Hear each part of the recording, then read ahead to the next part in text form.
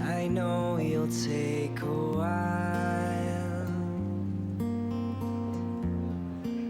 to break down all the walls you've built.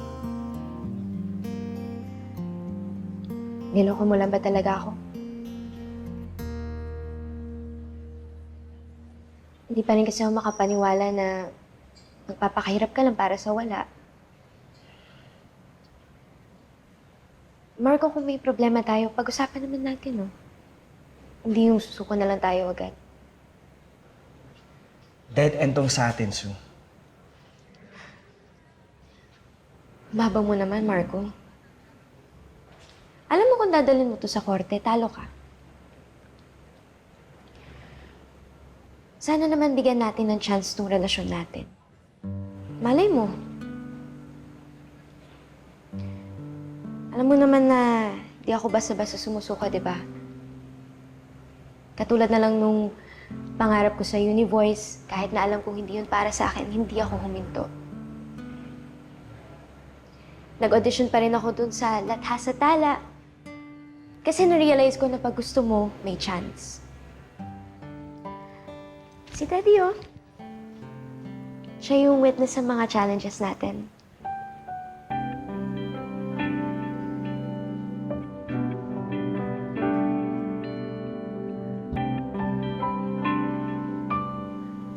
Gusto mo, laro tayong basketball.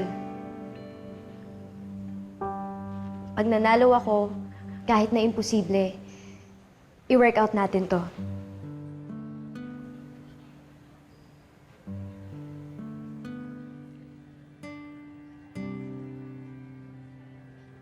Sue, please don't make this hard for us.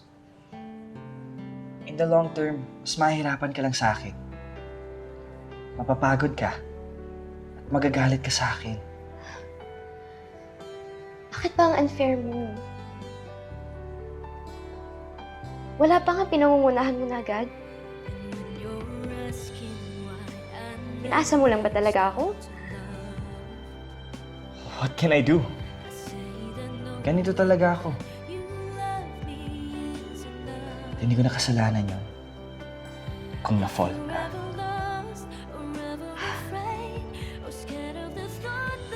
Ang selfish mo naman, Marco.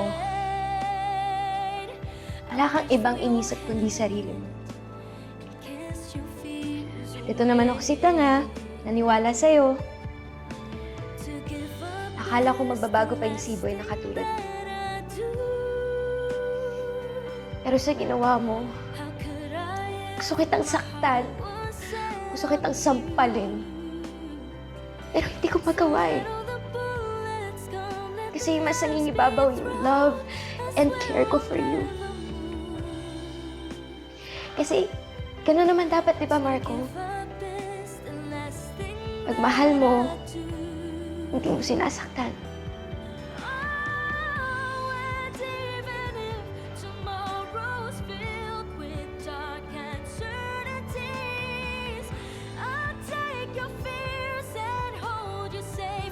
Fine. Breakup accepted. Lahat ng sinabi mo, pinangako mo sa bear na to, wala na yun. Deleted na lahat. Lahat yun, mapupunta na sa trash bin.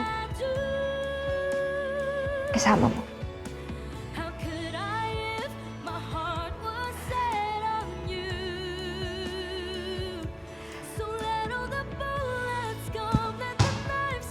Enjoy your part.